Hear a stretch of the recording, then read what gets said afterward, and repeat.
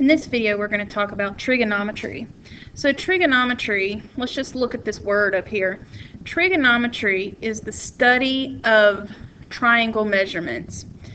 And if we look at the word, you have the word partial tri, which means 3, gon, which means angle, metry, which means measure. So we're looking at 3-angle measures, okay, or triangle measurements. Trigonometry is all about triangles, okay? So if you, again, just breaking down that word, it's just some good knowledge to have there. So we're going to be studying triangles, and we're going to be primarily focusing on right triangles. The basics of trigonometry, the reason that we study trigonometry is to find measurements of missing side lengths when we're given limited information. If you think back and reflect upon the knowledge you already have on triangles, you already know how to find missing side lengths if you're given 2 sides. If you remember, that's called your Pythagorean theorem. Your Pythagorean theorem is your a squared plus b squared equals c squared. And again, that's if you're given 2 side lengths out of the 3, then you can find the missing side measure.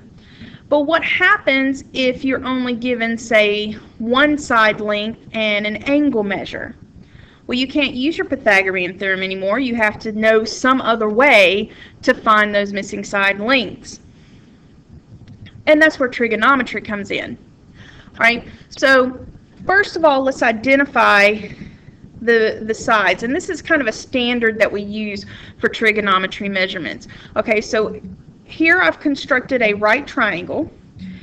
If you think back to what you know about right triangles, you know that this side right here that connects to the 90-degree angle and the other side that connects to the 90-degree angle, those are called legs. The longest side, which is opposite your 90-degree angle, that is called your hypotenuse. Okay, so when we label this is going to be side A. One of your legs is A, your second leg is B, and your hypotenuse is typically represented with the variable C. Alright, so another little standard piece of knowledge that you need to know is something you may not have ever seen before, and it's this symbol right here. And that is called theta.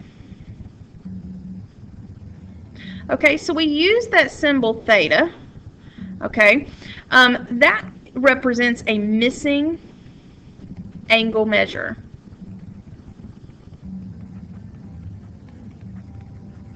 Okay, so anytime someone says the angle measure is theta, that just means that it's missing and it hasn't been identified or measured yet.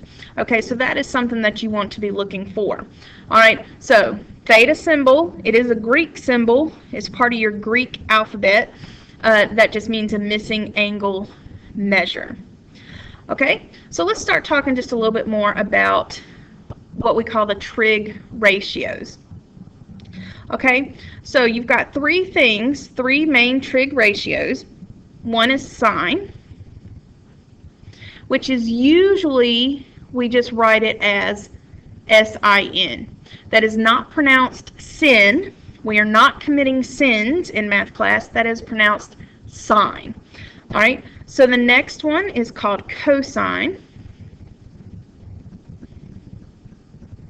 And that, when we shorten it, is COS, cosine. And then our last one is tangent. And that shortened up, we write as tan. Okay, now typically when we're talking about sine, cosine, and tangent, we are talking about the sine of theta, cosine of theta, and tangent of theta.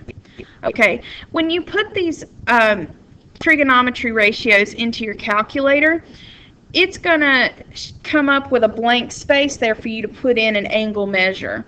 Sometimes you're going to be given that angle measure and sometimes you will not. All right, and that's what we're going to use these ratios, what I'm getting ready to show you with these ratios, in order to find those missing angle and missing side lengths. Okay, for now in this video, I'm just wanting to show you some of the basics and terminology that you need to know going forward.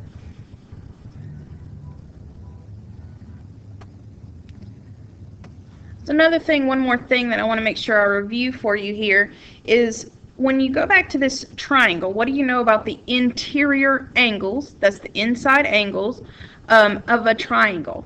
If you add all three angles together, they should equal 180 degrees.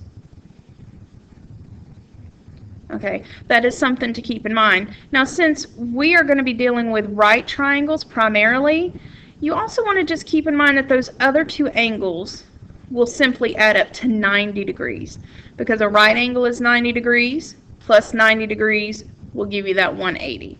Okay, so these are, again, just a few of the basics, review things that you need to remember so that we can move forward with our trigonometry.